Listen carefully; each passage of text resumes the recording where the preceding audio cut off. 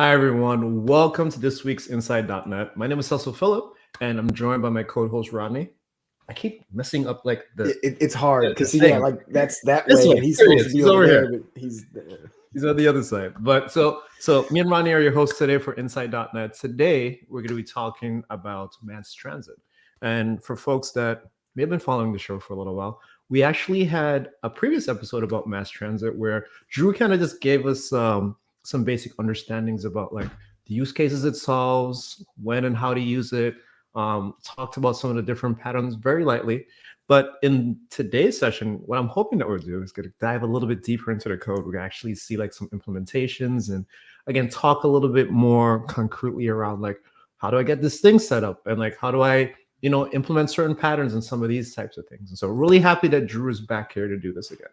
But before we get started, why don't we hear a little bit from Drew? So Drew, obviously very happy for you to be back. Happy to be back. Didn't see you the last time. Why don't you tell us a little bit about who you are and what you do?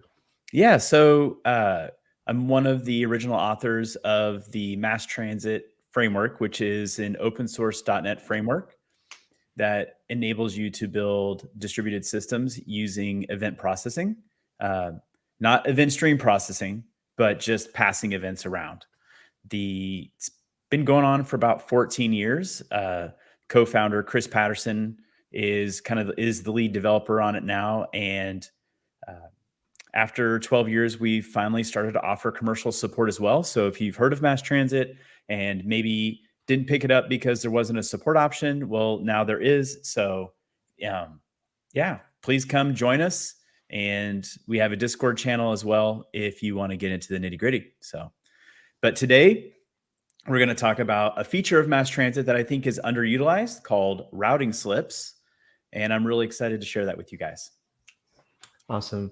I know that we mentioned this a little bit before, but MassTransit supports a lot of different patterns, right? It does. And I think it's important that we highlight that because I think for a lot of folks that are new to messaging, just getting started into messaging, wanting to know like what is messaging exactly when we talk about like distributed messaging, about like dropping things into queues and brokers and stuff.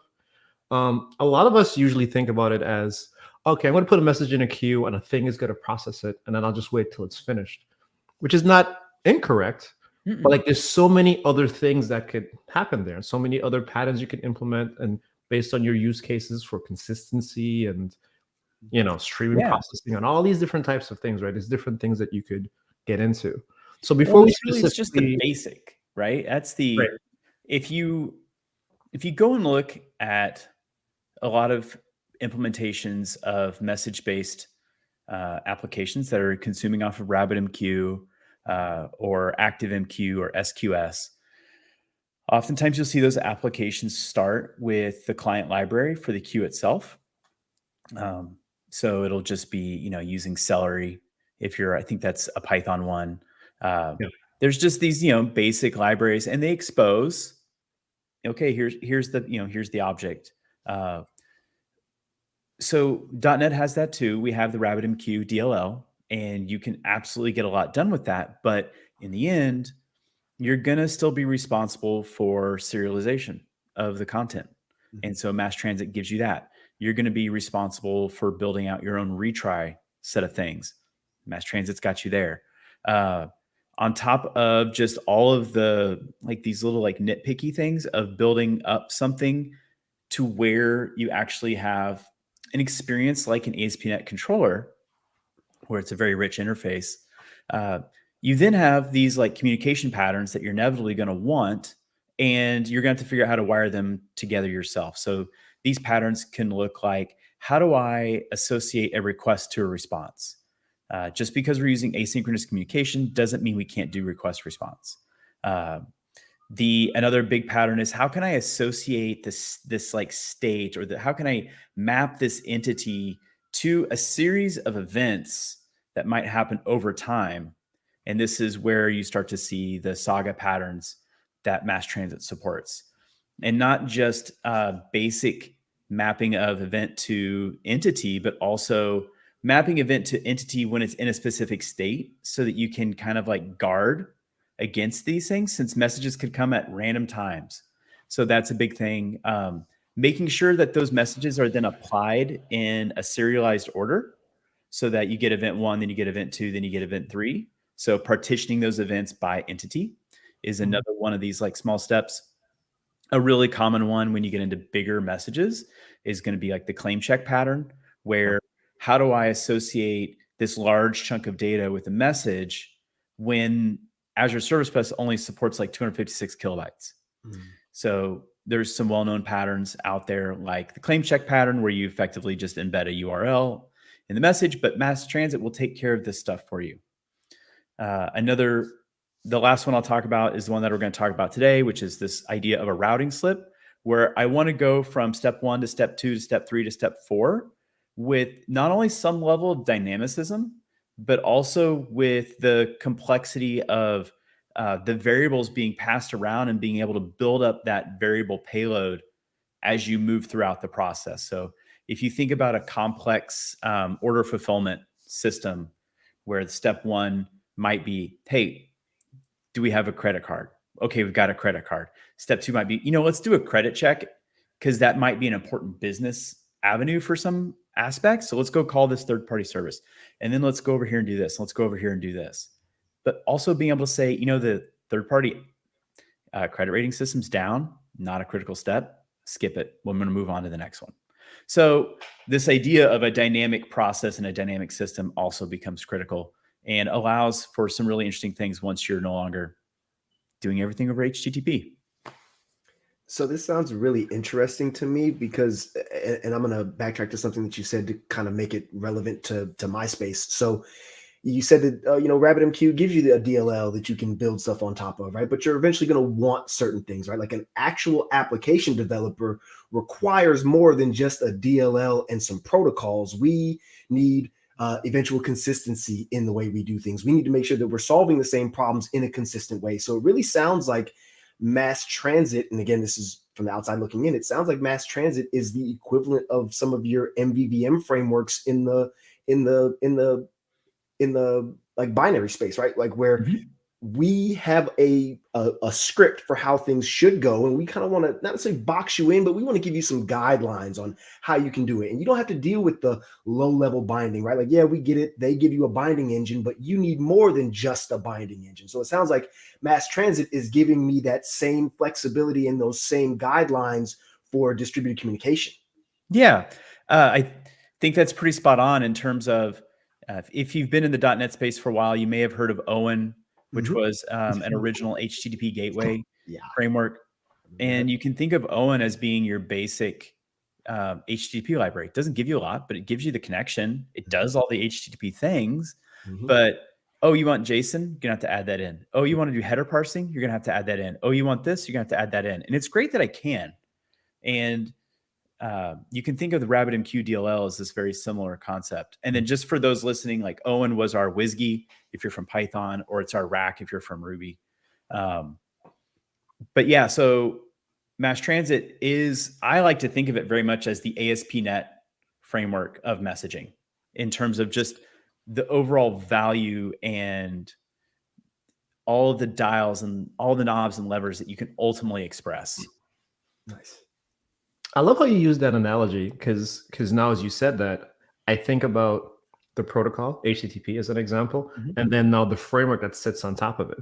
But now there's MassTransit, again, the framework sitting on top of like AMQP, example, as a messaging protocol. Do you sit on top of anything else other than AMQP or not really? Ultimately, we sit on top of HTTP because that's what SQS uses. Okay. We've played around with some HTTP and some protobuf based ways of exposing our functionality. Nothing's really landed in a way that we're super happy with, but it's clear that it's there. The AMQPS, we originally started on the MSMQ protocol.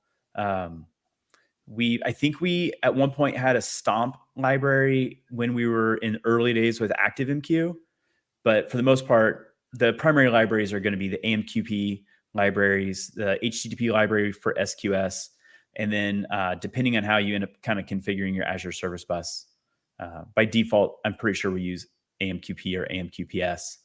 but I do want to say the client library may degrade to HTTP under certain circumstances. But that's all handled by their library, so it's not a thing we have to like really care about. Yeah. So I wanted to bring up one thing before we dove into this, and I'm leaning forward, looking like an old person I can't see.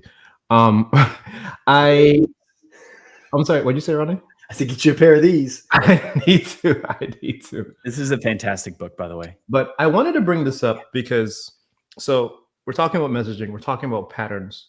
And one of the first things that always pops into my head when someone says pattern of any type is, well, how do I know when do I need it? Mhm. Right. And like, what are the use cases exactly am I trying to find? Right. Because we don't want to get into the, I have a hammer, I'm looking for nails scenario. Right. Mm-hmm. And like you mentioned, like, I really like this book. And not only book, but also the website, because, you can actually just click through some of these links at the website and go through some of those different patterns that are in here. And I know some of the patterns that MassTransit supports are also kind of discussed on a very high level, right? Like it's not .NET or Java or whatever. It's just kind of discussed as like a conceptual thing that we could all kind of use. And well, so and this book was foundational for us. Mhm. We definitely spent a lot of time reading this book a long time ago. It was very insightful. You'll see we end up using a lot of the same language as well. And we were fortunate enough to actually meet the author, and we had some ideas for features around our Saga implementation, and we got a chance to just like spitball with him, and he gave us some really awesome feedback. So nice. There's 2 other books that I would go ahead and recommend. Yeah, let's talk about it. Since we have the moment. There's a book called Enterprise Service Bus by David Chappelle. You heard me right. Okay, just making sure. Just one. But that was another book. It's one of these kind of older textbook type things. It should have like a picture of like birds' eggs or stones on the cover, or at least the version I have does. That was another really good book that kind of got me thinking around building these like integrated systems using asynchronous messaging. And then hopefully it's still out there in the world. But that was a foundational book for me. I just realized I was not sharing the whole window because I've been like clicking through and looking at this. And I'm just like, oh, they're not seeing what I'm seeing. Yes, this is it. Oh, here you go. There we go. Got it. Okay. So you said Enterprise Service Bus, and you said there was an additional one? Yeah. So there's a kind of off-kilter book, but it's called SOA Patterns, SOA Patterns.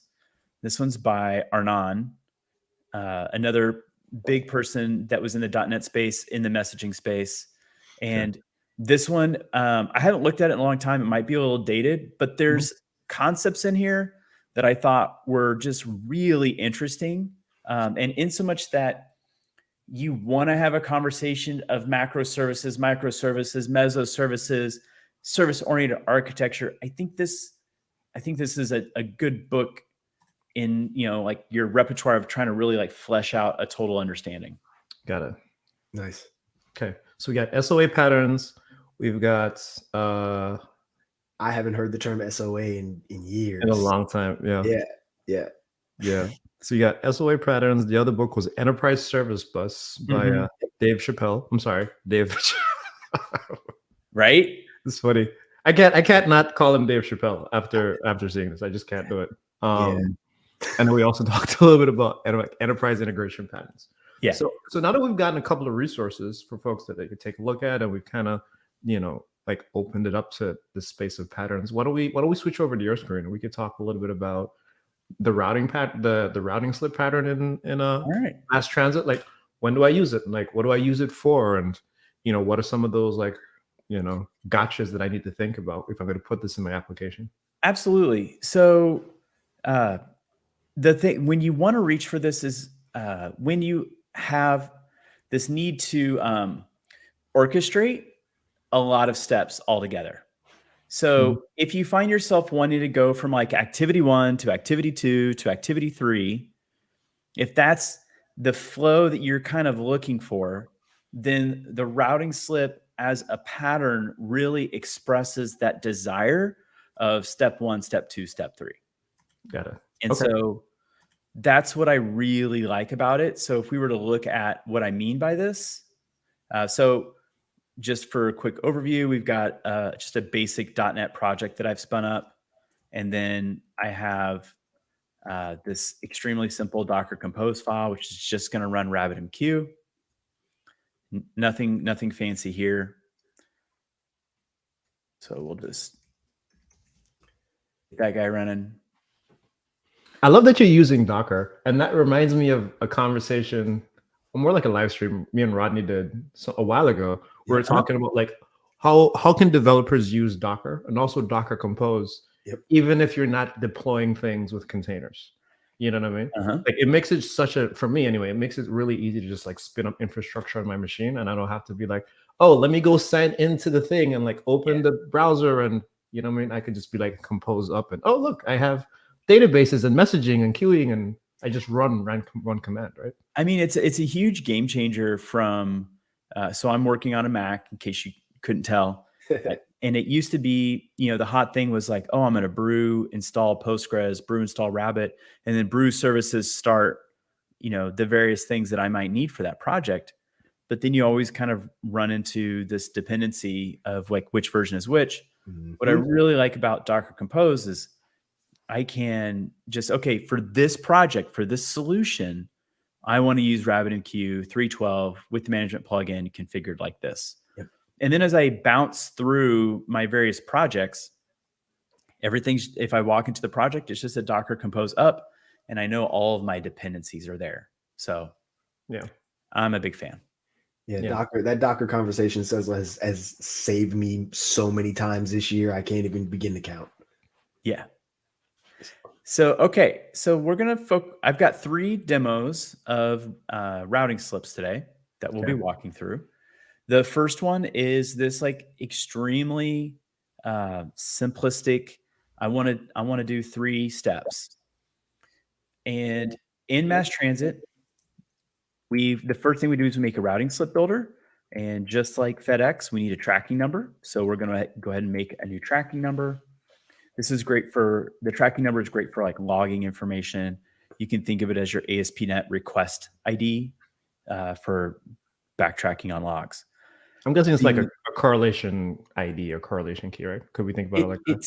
It's similar. We're not correlating events in a routing slip.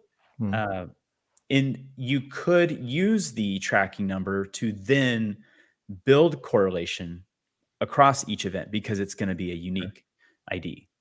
But one of the interesting things about routing slips is that the network is the state. So there's an old blog post about network is my favorite database or something to that effect. I'll get it to you after the call. And they talk about the idea of storing state on the network. And you've seen this happen before when you've gotten like a password reset link and there's something in the URL that has, the timeout and who the user is so that you can reset the password without necessarily having to store anything in the database because it's all encoded in the URL. And so this is roughly that same concept, just as a message rather than a query string. Got it. Okay. So with routing slips, one thing that's a little different if you've used MT for a while is that you do have to know the address of where your events or where your activities are going to be. So you will use the formatter. You'll say, hey, I'm going to execute an activity. It's this activity. And then these are the arg values that I'll be using. And it looks kind of like this. And you can ultimately kind of like wrap this up in a custom itinerary builder, which is what I normally do, so that you don't have this code kind of like littered throughout your code base. But once you have the initial routing slip builder, you've got the address. In our sample scenario, I'm just going to use the same address over and over and over. And we're going to see the effect by just changing the parameter. But in practice, these would be multiple activities of different types and different kinds. First thing we do is we give each activity a unique name. This is so that the arguments can be stored underneath that activity name, and they can be delivered to the activity at the time. You can, the other thing you can see, I'm setting a variable. Variables work across activity. So when we execute activity 1 here, we're going to ultimately log the account ID. So I would expect to see account 0, and then it's going to transition to number 2, where we will see account 2, and then we'll see account 3. Once you've constructed your routing slip, you'll say builder build. That'll give you the slip. And then today you have to say bus execute, but we're working on a better scoped interface that matches the way MassTransit does the rest of its stuff. But you'll say await bus execute, and then it will go through and execute the activities. And then before we do the demo, real quick look at what the activity is. In this case, I'm using the iExecute activity, which is the easier of the 2 activity types to implement. And we'll get to the complex one at the end.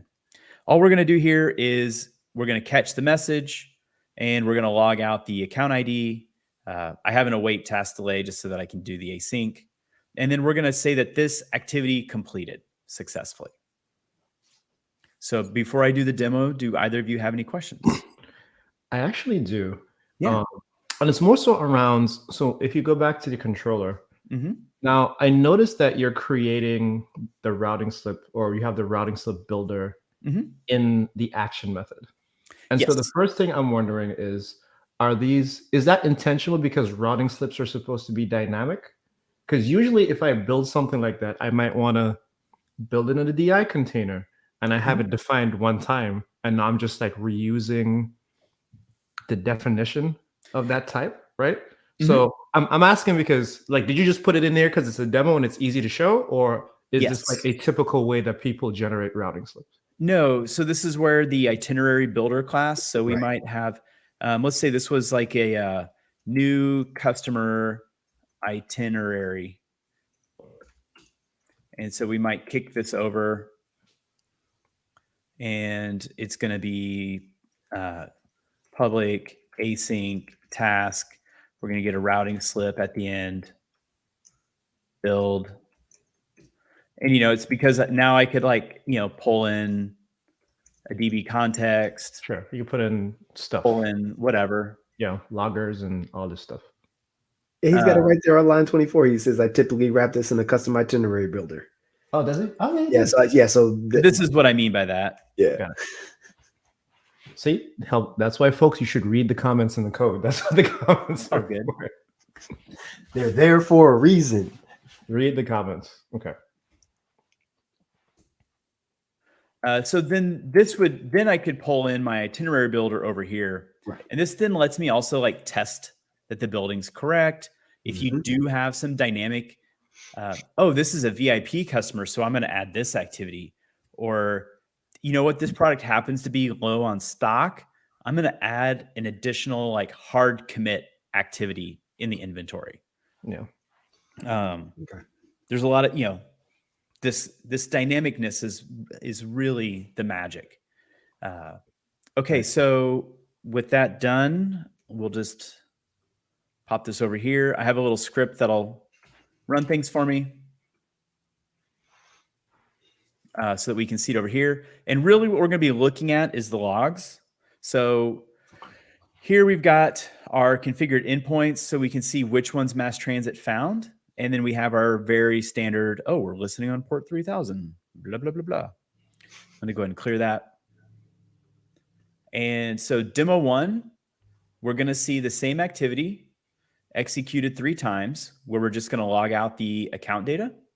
And we're going to see it with account 0, then account 2, then account 3. And what's really interesting about this is you can have some default content added as a variable. And then in each activity, you can set a higher priority value as an argument. And all that data ends up getting bound to the arg class, which in this case is execute activity 1. So and we're just binding it to this property, and we're using it right here with all the strong typing we could ever want. One of the things I like about this is kind of like we were talking about in the beginning. There's a lot of stuff that looks like it's happening for us. As an example, like I haven't seen or watched you do anything around serialization once. Like it just works, right? Which is great. You know what I mean? Yeah. So, but I'm guessing there's some sensible defaults. But if I wanted to, I could change the serialization format for whatever reason. People might want to do that. But if that is a thing, like I'm guessing some of the stuff is very configurable and customizable. There's quite a bit of that. But yeah, so if you came in here by default, modern versions of MassTransit are going to use STJ because the performance improvements are just too good to pass up. If you need to go back to NewtonSoft, you can. And then you can also, not the HTTP ones.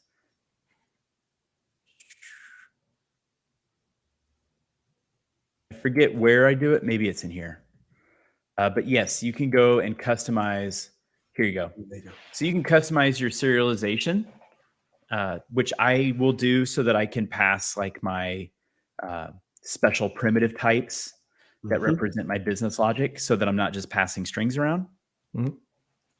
And then we also support Avro in case you're another protocol that we have another concept called riders that can go over another time, and riders sit on top of things like Kafka and Pulsar. So if you need that kind of a system, we also support Avro. And then ultimately it's a serializer. It's an interface that you can implement if you wanted to implement your own custom serialization. Got it. Okay. Okay. But yeah, so in and of itself, this isn't like mind-blowing. This looks a lot like a consumer. The key difference here is when we say completed, we're going to go to the next step in the routing slip.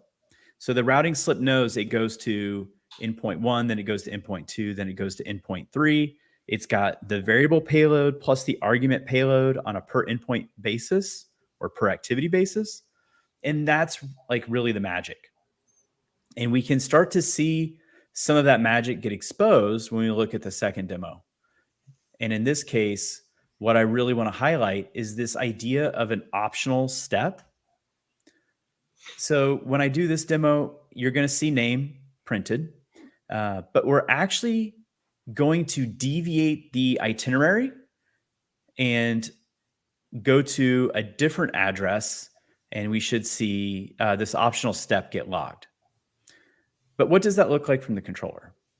So from the controller's perspective, it's pretty simple. I'm adding one activity, and we're going to call, it's going to have this name.net. So we'll see that printed out. And then even though I didn't define it here, we're going to see it do that optional step.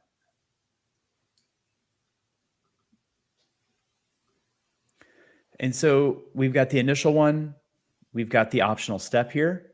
And then I'm hoping that this starts to like open your brain up to, like I can do different things based on the data of any one step. We could also, and we can really change the itinerary. So we can say it's going to be .NET and .NET 2. Let me go and stop this and bring it back up. Now, because I've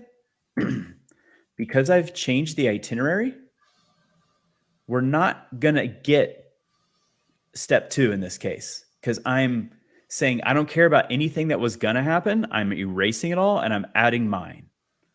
So we should still see the same thing. .NET, optional step.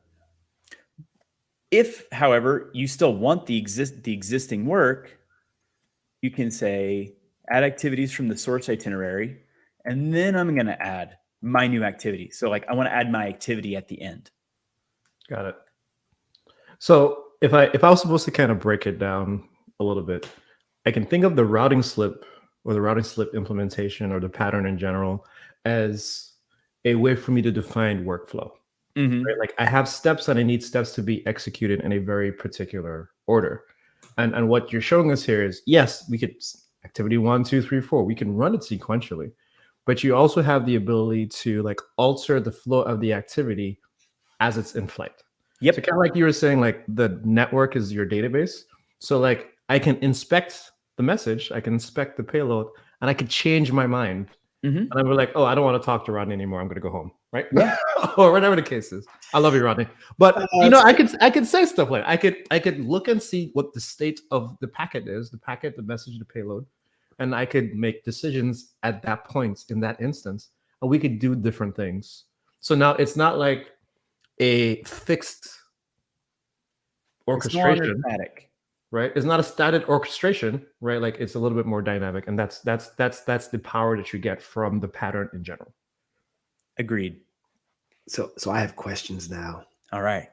Great. So okay, so and this is for the slow kid in the back who Yeah. doesn't live in this world. I'm assuming that activity and itinerary are standard terms when you're talking about moving data and doing these types of things, right? These are standard terms for these It is. concepts. It's definitely the terms that we've chosen, anyways, in terms of like a routing slip, and a lot of this comes from Chris and I have a strong like warehousing background, Got it. and talking about the itinerary of like pick, pack, and ship, or I might need to take a product. I may need to like break it out into multiple things and then take those things and kit them up. So, a lot of language from like the bill of materials of ERPs. But Perfect. for us, the idea is the routing slip holds the itinerary, Mhm. which is like I'm going to do A, B, then C. And then the routing slip also holds the data, so the variables and the arguments. So the itinerary plus the variables plus the arguments combined becomes the concept of the itinerary, Right. So the routing slip. yeah, so what I'm seeing is that we are taking this routing slip and we are building our itinerary from the information that's available to us and what we have pre-configured, and we can change the way that this entire itinerary is constructed depending upon what information comes to us. Mm-hmm. My brain starts to say, okay, this is we can distribute and change and pivot on so many different ways. And I think this is where you got into the having a routing slip builder for the itinerary. How do I test that based upon this input from this message and the current itinerary that I need to completely change the itinerary? Like how do I, as the person responsible for the flow of that itinerary, know, and how do I encapsulate it in a way that's testable? Yeah. So at the highest level, at the beginning, Mhm. when you're in the controller, for instance, Right. you're going to be able to, if you have this pulled out into its custom itinerary class, Yep. one of the simple things you can do is obviously just test that builder class. You're Right. going to have a struct in the form of the slip, a structure, just a data bag in form of the routing slip that you can then go and inspect and look and be content with. Right.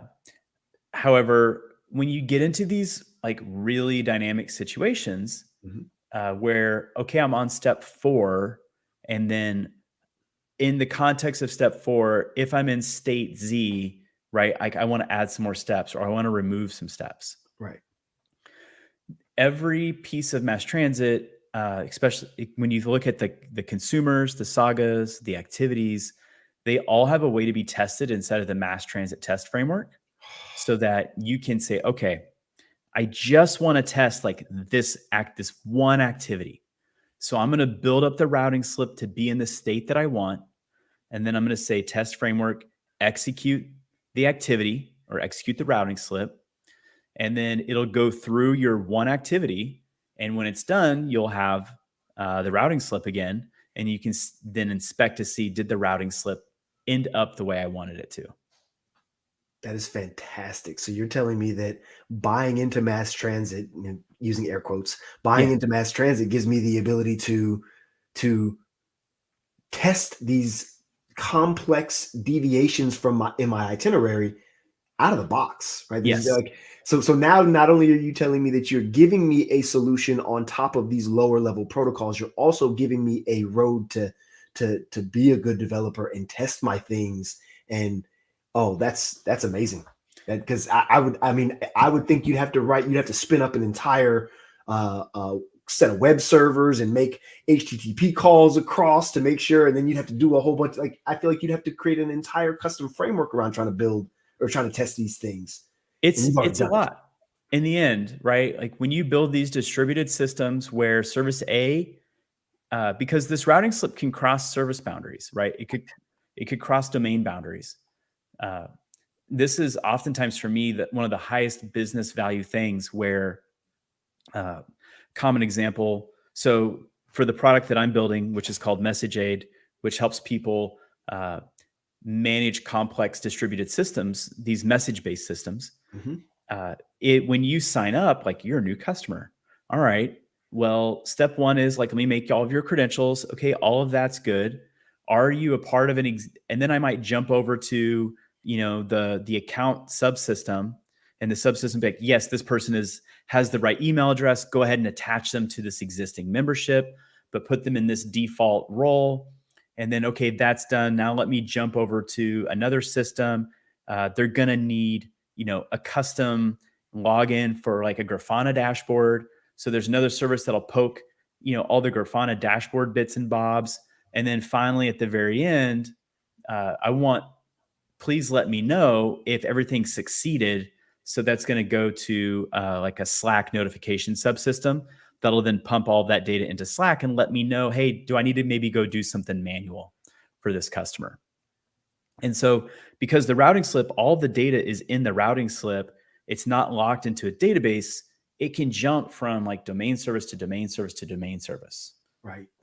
And so to me, that becomes this like, we've thought about domain-driven design. If you've read the Blue Book and you've thought about that way, or if you're familiar with feature slices and you're really starting to break your domain down like that, when you get into larger organizations where you need this idea of cross-departmental capabilities, routing slips fit in really well. And if you remember the day, or you've seen the movies where specifically this happens a lot in the military, where you'll have the manila envelope and there'll be a message in it, and it'll be like, it's going to this person, to this person, to this person, to this person, so that, it makes it to each person. I mean, that is a routing slip, and you can see how it's jumping from department to department to department. Right. And each department gets to process the state based upon what its concerns are. But and it all comes from the same message, the same routing slip, the same source of truth. Yeah. And each department may add on specific data. So if we go back, and just as an example, if we look at activity 1, I just said completed, but I could also have said completed with variables. And then I can just do key value pairs here. Using anonymous objects, these turn into this key value pairs. And so I can actually populate the variables at the end of my completed step, because step 4 might need data that wasn't available until step 3 completed. Oh, wow. Like, okay, I made an order. Now the order number is 1, 2, 3, 4, 5, 6.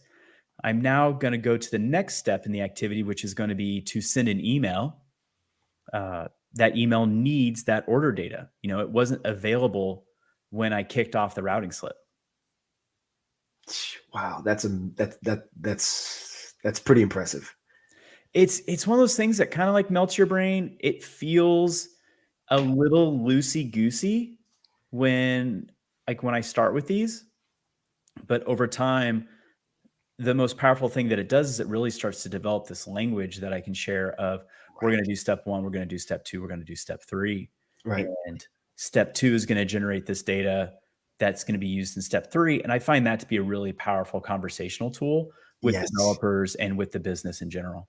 Yeah. I mean, this is at first glance, again, outside looking in, this is looking like a distributed domain designed system, right? Yeah. Like I understand the fact that I have to potentially cross domain boundaries. I understand the fact that every single domain may have a different concern with this information, may need to add context, remove context, call different services as a result. And now you're composing this thing in a single place. It's almost like it's a distributed state machine to a degree, right? Where you can Yeah. you can enter and exit at different states, add information, and allow this routing slip to grow to meet your need.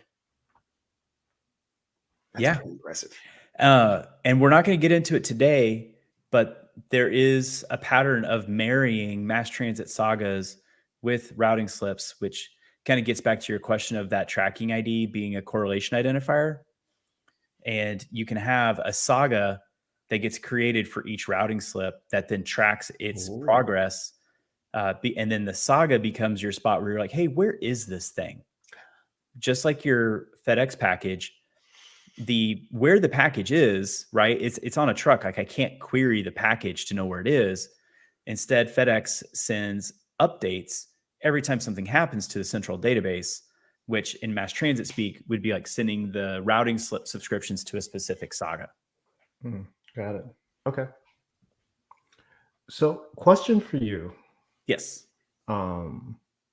So I feel like there's just so many ways that we could go with this. So looking at how you're defining your activities, right? I'm guessing there's convention in the naming with how they're discovered, or is it just based on like assembly scanning for an implementation of that interface? We support pretty much everything. Of course. So we were definitely, we went through the period where we assembly scanned everything. Yeah. And we've gone down all the rabbit holes there. So you can do, as you can see here, I'm doing just traditional assembly scanning, but you could also consumers. So there's a couple of different overloads here. First would be like, here's all of the assemblies I want you to scan, and then here's a predicate so that you can tell me if this one should be included or not. You can give me an array of types with a predicate. You can just give me the assemblies. You can just give me the types. I believe there is add consumers from a specific namespace, and you can use that with a marker class or with just passing in the string. So, or you can do it by hand. You can be like, I want just this one. I want just this one. Got it. So lots of options that, for consumers, for activities, for sagas, for pretty much everything we do, you have the same overrides available. Okay. And then when an activity is executing, because I know it's built on messaging, but are there timeouts for, like, how do I know when it's done versus when it's failed? Assuming that it's swallowed and it's happening on a different machine and it's swallowed the exception. The exception is happening somewhere else, and I'm on a different domain on a different machine. How do I know that thing that I sent it to, I need to send it again, or it's not working, or like how do I get that introspection into like the following steps? So the biggest thing is going to be so every time a routing slip completes or faults, there's MassTransit will publish a message. And so you can subscribe to those messages. You can have just one-off. Like if you have a simple process, you can just have a consumer that listens to those events and writes them out to logs, writes them to Slack, kind of does whatever you want. Then the next level that you might want is instead of broadcasting like every event to every possible listener, you might instead want to say, you know what, for this routing slip, I just want to send all of my events to this specific address, right? Okay. But so that syntax you're writing right now, is that specific to the message transport, or is that like a mass transit syntax that you're putting there for the address? Does that make sense? Like, is that a RabbitMQ thing, or is that like just a generic mass transit address that'll work across all implementations? I don't 100% remember if this works across everything, but the concept of these short URLs Mhm. is definitely a thing that we support broadly. And Okay. you can read up on this with the short URLs. If you weren't using RabbitMQ and you're using something else, again, you'll use the formatter to get the correct queue name, and then you'll simply just construct the URI for that underlying transport. Okay, that makes sense. So if you had something that was kind of weird, it would be really easy to generate your own like name formatter that then ultimately calls the MassTransit one and then does whatever prefixing is needed. Got it. And then last question on this topic. Mhm. So as I am passing these messages throughout my workflow, do you all support like open telemetry and any type of tracing as I Yes. jump between these different activities? Yeah. So, man, it's for a while now. So we jumped onto the .NET metrics pretty early on. So we use diagnostics.meter. Mhm. So all the mass transit stuff can be tracked through meter, and then whatever works with meter, notably open telemetry, Yeah. you'll be able to capture all of your metrics then through that. And that's what I do today is so like I expose all my metrics via Prometheus endpoints and then have Prometheus go scrape them and show them in Grafana. OTel, I believe they're still working a little bit on the exact syntax and standards for message-based items. That said, the out-of-the-box open telemetry support for mass transit does work. And I know for a fact it works with, there's a Microsoft tool that we were on a long time ago that's in Azure, and I don't know its name. It's like Activity Monitor, or it's effectively the tracing support. Got it. Then we also I know I've seen it work on Jaeger, and I've seen it work on Tempo from Grafana. Got it. Okay. Really quick, we have a question coming in from YouTube. This one's from Daniel. And Daniel is asking, are there specific design patterns to follow when integrating mass transit with other components of a microservices architecture?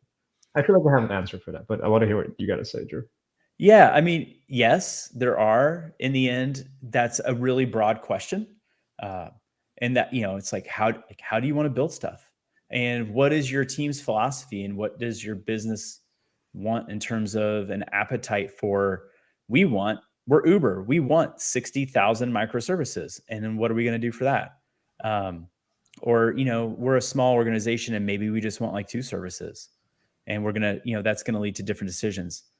That said, there's a lot of different choices, but there is a common pattern that we recommend because this is .NET and we are a strongly typed language. One of the biggest things that I can say is you'll want like a specific DLL or project for your messages. So it's really common for me to make a class library, and I'll call it, whatever my product is called. And then I like the name contracts. Different strokes for different folks in terms of naming. But then every time I've defined one of these records, I would pull the record over into my contracts class and reference it from that. That way, all of my contracts are in one spot so that it can be, that DLL specifically can be shared across projects. And then if you have to work with a third-party system where you don't control their inputs, it's really nice to then, you can make the class be exactly what you want. And between Newtonsoft and STJ, if it's JSON, like you're going to have a way to model that JSON payload to a .NET class pretty easily. I will then put all that JSON infrastructure in the contracts library as well. Yeah. And then if I'm dealing with third parties, I'll make a namespace for the version. And then whenever there's a new version from that company, I'll copy all of the contracts over and then just change the ones that need to be changed, simply because it makes it a lot easier for me to like not touch V3 if V4 is what the company's working on. Yeah. Yeah, that makes a lot of sense.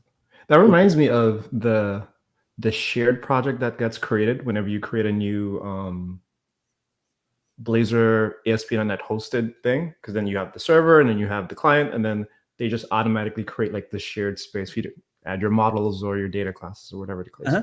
So I'm guessing it's a similar pattern. All the thing now is that we're just talking about like a messaging backend versus like things that are being shown on a UI somewhere. Yeah, it's a lot of the same standard things, and we're just making it its own library, and we can really we can limit the dependencies to like just MassTransit, and can really control that stuff. MassTransit does support class-based messages, interface-based messages, so you don't have to build a backend class. Nice. And we do that by binding anonymous types to interfaces, and then records. So yeah, there are different patterns for contract sharing across boundaries, right? And all of them have trade-offs. Mhm. So I think it's less important that which one you choose, because it's going to be contextual to your technology, your team, and your business. But the fact that you're doing it and that you allow for it, I think, is the important part, right? Like that's where it is, right? Like you pick whichever strategy you need to in order to handle it, to get the right answers for your business. But hey, any way you go, we can take care of you. Yeah. And as long as the namespace and the type name match, even if they're in totally different assemblies, we're gonna find it and bind to it. Really? That's interesting. So if you, depending on what your organization wants and prefers, there's definitely some deep reflection magic inside of MassTransit that's been extremely well optimized. Nice.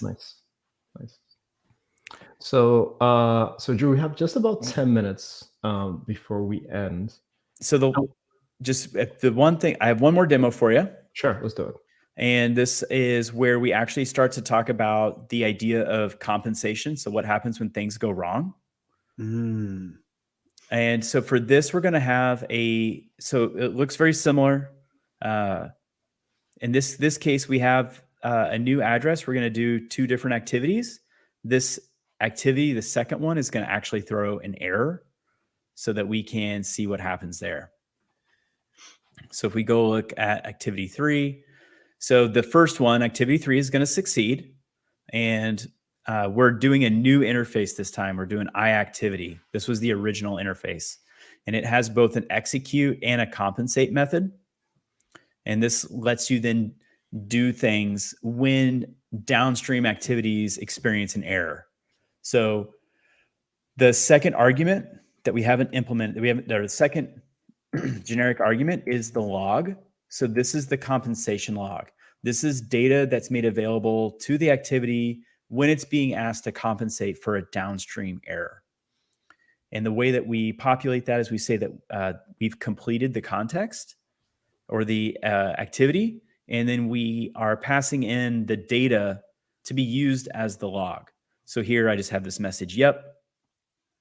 And in my compensate action, I grab the log message out of the compensation context, and I just log that we see it. And then I tell the system that we have compensated correctly. The second activity in this demo is the error one. And here I'm going to log out that there was an error. And here I'm going to just like manually say that we faulted. This would be the same if this method just threw an exception. That would be roughly the same thing, except we would take the exception, attempt to serialize it, and pass that back down the stack so you could actually, look to see what the error was at that time. Then, because this is the one that errors, we will not see this compensation 2 because it didn't actually complete. So we won't see compensation 2. What we'll see is error, and then we'll see it immediately start the rollback with this compensate action.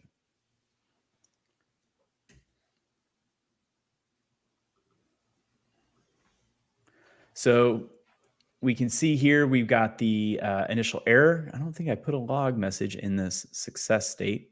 MassTransit's going to publish this fault for us, and it's going to give us some information.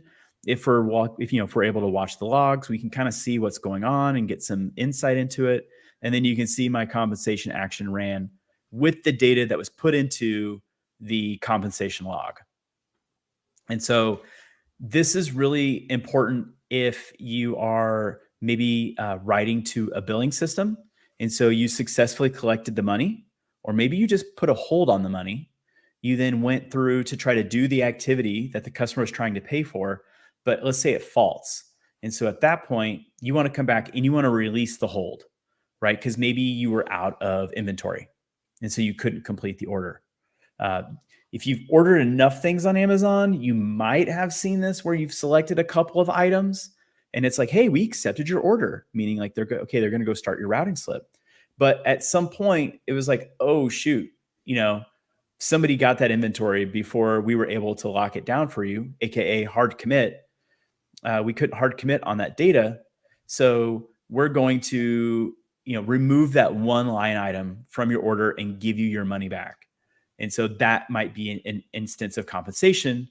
And as I was saying with Amazon, you might have gotten that email like, hey, 3 of your lines were good, but this one we didn't have. Sorry, here's your money back. Nice.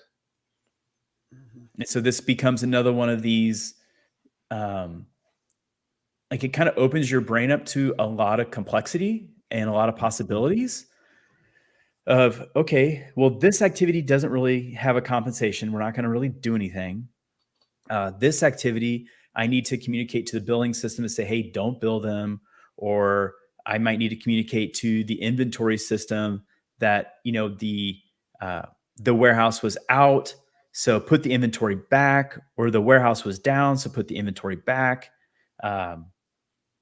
Each business is going to have a different version of this story, but it's another powerful conversational construct that you can start to bring in and really talk about on an activity by activity basis versus just the very simplistic consumer model that a lot of frameworks have, where it's just, hey, you consume. And if you throw an error, maybe we'll put the message on the error queue, but that might be about it. And so this is going to give you some more handles. Yeah, I think this is great. Because I think a lot about, like, as the message goes and it's somewhere else, right? Like, who deals with the problems, right? And because it's a little bit different if for folks that are watching that are web people, right? Like, send a request, get a response, 404, 500. I deal with it in the moment, right? But when we're talking about something that is deferred, it's background work, it's happening by something else, and you're now out of the immediate context, right? Now it's like, okay, well, how do I deal with this, right? And I think that's an important thing for us to think about, particularly as we're designing like these workflows. So you brought that up, Cecil. It's like the difference between like a serial process and a parallel process, right? Like when in a serial process, I start at the beginning and I end somewhere, and everything moves along a track. But like, this is not that. This is, hey, I sent something off, and it may or may not go well, and somebody may or may not have to handle the fact that it didn't go well. And everybody in that system knows, one, what do I do when I fail? Who do I notify when I fail? And then they have logic that says, okay, this downstream thing failed. Now, how do I compensate for that? So everybody is constantly almost doing their checks and balances to ensure that, yeah, I said I did the thing, but could I really do it? And if I could or I couldn't, who do I notify? And that's like a spider web of, and this is where like distributed systems become very, very complex to me. And why I asked about testability, because that's the hard part, right? Like, how do I know that the downstream system actually is working, other than, hey, the production system, the orders aren't coming through anymore. What do we do? We don't know. Like that can't be the answer. So how do we put this in a nice box? And it seems like you've given a playground for that, right? Here's my routing slip.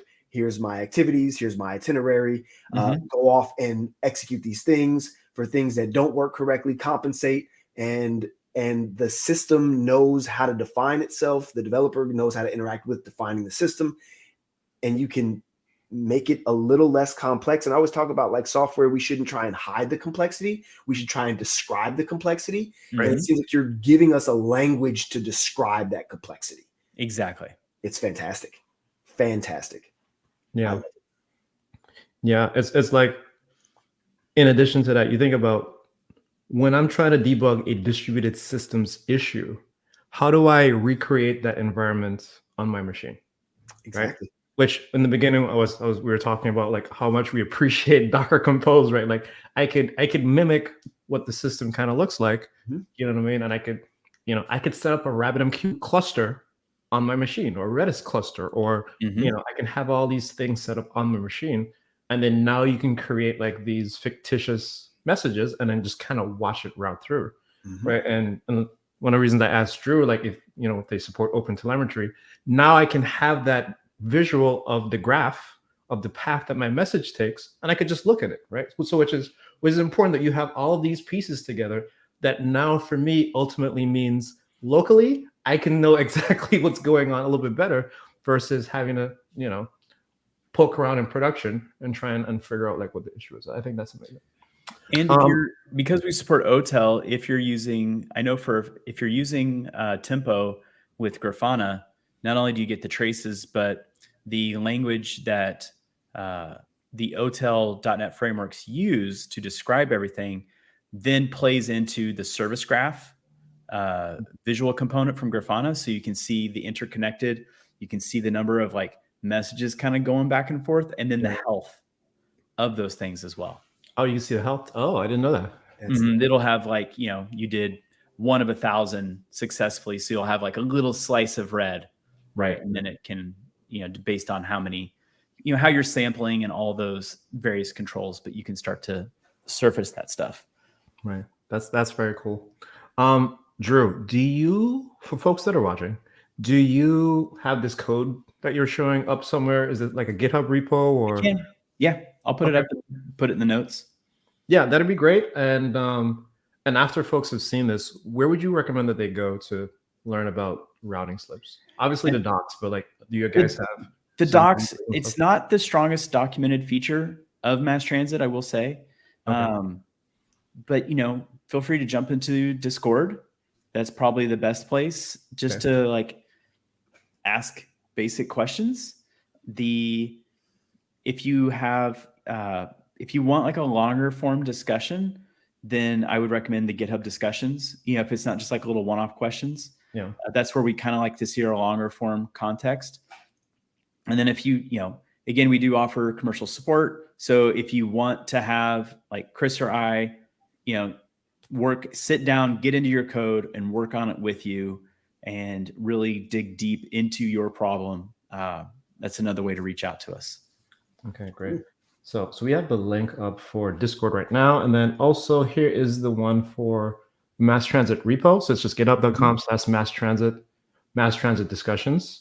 So I'm guessing that's where you want folks to go ahead and. Yeah, for the longer form, if you'll take a moment to like write up a couple paragraphs and help us really like understand your problem, really helps. Yeah. Awesome. And then we got a quick comment coming in from Daniel that says, really appreciate the MassTransit talk. It was very meaningful. So I'm glad that we could help. You know what I mean? I think in general, like we want to be able to put on and present content to you folks that means something, you know what I mean? And that you appreciate. So if you like it, we love it. Thank you so much for being here. Drew, thank you for showing up and walking us through like some of this cool stuff about MassTransit. And if folks would love to learn more about MassTransit or messaging or any of these types of things that you can plug into your .NET applications, definitely feel free to leave us a comment. Rodney and I are both on social things sporadically. And Drew as well. You can find Drew at Drew Sellers at Twitter, and I'm sure you're on LinkedIn and on all the things. Yeah, right? All the things. So message us. Let us know. Let us know what you think. But until next time, I guess, thank you all so much for watching. And this has been another episode of Insight.NET. Thank you all so much. Bye, everybody.